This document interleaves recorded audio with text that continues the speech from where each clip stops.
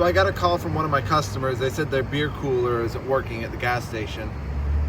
Got up here and opened up the control panel, and so far I see the contactor's pulled in, but we're not running. So let's go ahead and check for three-phase power.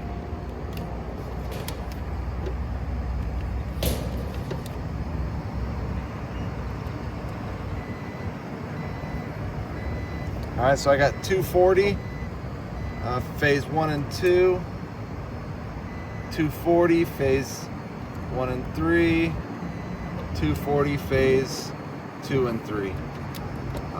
But let's see if the contactor, obviously it's pulled in, but that could be a stuck contactor. And I've got 243 at my contactor, so it's calling for cool, but let's do a voltage drop on the contactor. Nothing on 1, up 240 on 2, and nothing on 3, so we got a bad contactor. All right, let's go ahead and pull this contactor off.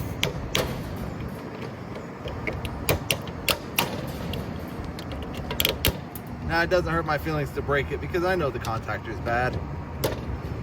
I could have done it the right way, but here we are. Yeah, let me take a look at this.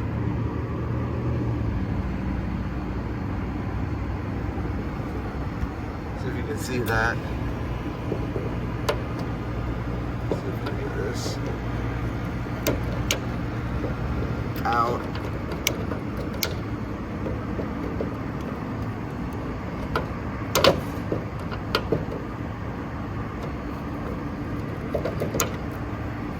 Not the easiest thing to do one-handed.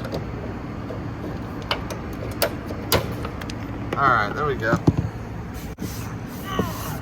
That's dangerous. All right, look how badly pitted that is. That's horrible. And that's fried in there. And it looks like we're about to have, if it wouldn't have been the B circuit, it would have been A or C. One of them would have went bad. All right, I'm gonna go down, grab a new contactor, and we'll get this thing back up and running. When I have a contactor like this, you see how all the wiring is going down? And it's just so much easier just to disconnect the old contactor, take it off the unit, mount the new contactor, and just hook it up wire for wire. And it's always good to take a picture of it ahead of time, which I did.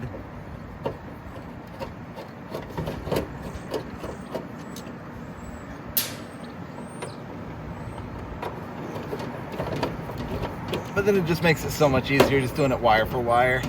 That way you don't mess anything up. And my Phillips bit is down in the truck for my drill. And this isn't an easy roof to get up on. This is one of those customers that never does maintenance on their units. They just wait till they break and they call. I was up here, about 2 weeks ago. Put a new contactor in that cooler over there. That one seems to be running well, but this one here. See, they want to do the bare minimum. All right.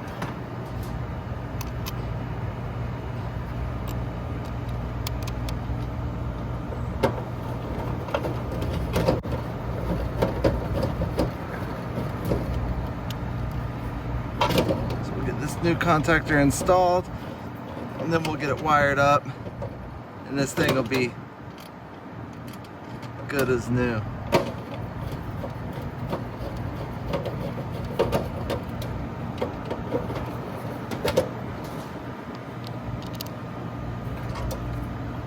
I really wish I had my Phillips screwdriver tip right now for my drill to make things a whole lot better.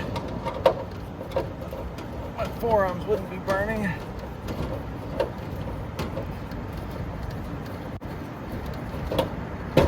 You'd think I would have one in my bag. I got everything else in there.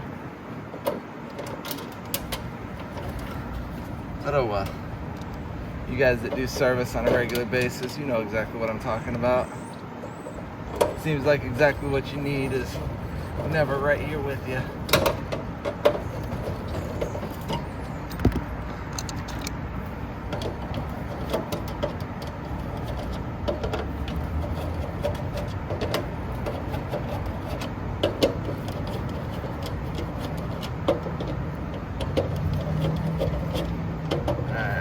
Loosen these, just make my life a little bit easier. First thing we're gonna do, we're gonna go to the jumper for one side of our contactor is coming from the C terminal. Then got this wire also from the C terminal. B terminal, and then here's our other coil wire. It looks like it used to go through a time delay, but somebody's wired around the time delay. I'm not sure if it went bad or what. Let's go ahead and disconnect the lower terminals. C terminal first.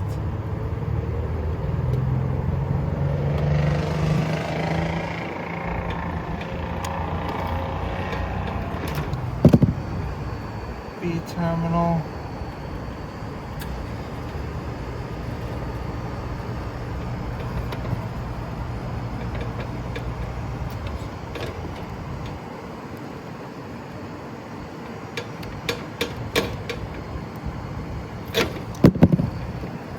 Here's our A terminal.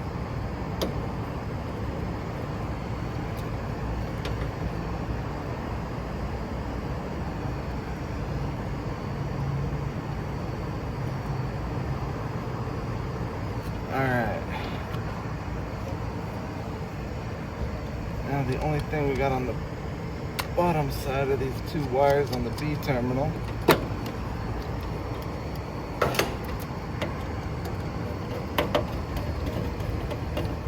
And we'll tighten up these other two.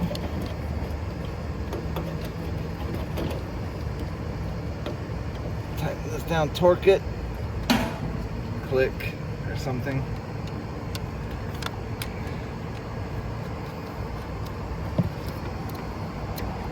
So here is our A terminal, or as the coil says, L1, as the contactor says, L1.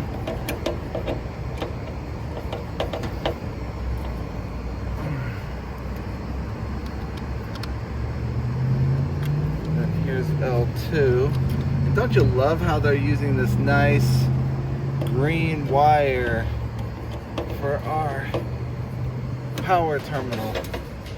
Nice dedicated ground color. But I know this owner, and they're not going to pay me to replace that. There's a reason that the company that installed this about a year and a half ago, there's a reason they used a green wire. Because they didn't want to pay me to install it, but they don't mind. Click, click, click. They don't mind paying me to service it, so I guess that's everything. Let's kick it on. Isn't that amazing? She works. Check the amp draw on the compressor. So 14.5. And our compressor amp draw is 15.2 is the run load. So we're below that. And as the load starts to drop on that compressor, the amperage will start dropping lower. Alright. Everything's running good. Both fans are running. sight glass, but we've got a clear sight glass. So we're gonna call this one good for now. Unfortunately, I would spend some time checking the low pressure switch, making sure this system's gonna pump down correctly, but I know this owner, he's not gonna wanna pay for that. So, you know, look at that, wow. See, I brought that to his attention last time I was out. Here, let me pull this open. Surprisingly, though you see that thing burned up, it actually still goes into a defrost. It still works. Not quite sure how, but it does. I told him it needs to be replaced, but he doesn't want to spend the money right now, which I get. They just went through a big remodel, and the city shut them down for some time after their remodel. They said business has not returned to normal since that remodel. But, you know, that's life, I guess. You know, they're going to deal with the repercussions. And there's always repercussions, right? So if they don't do maintenance on it, well, they know that at some point the system's going to break. And that's too bad. But some people are fine with that. They would much rather just fix it than do preventative maintenance.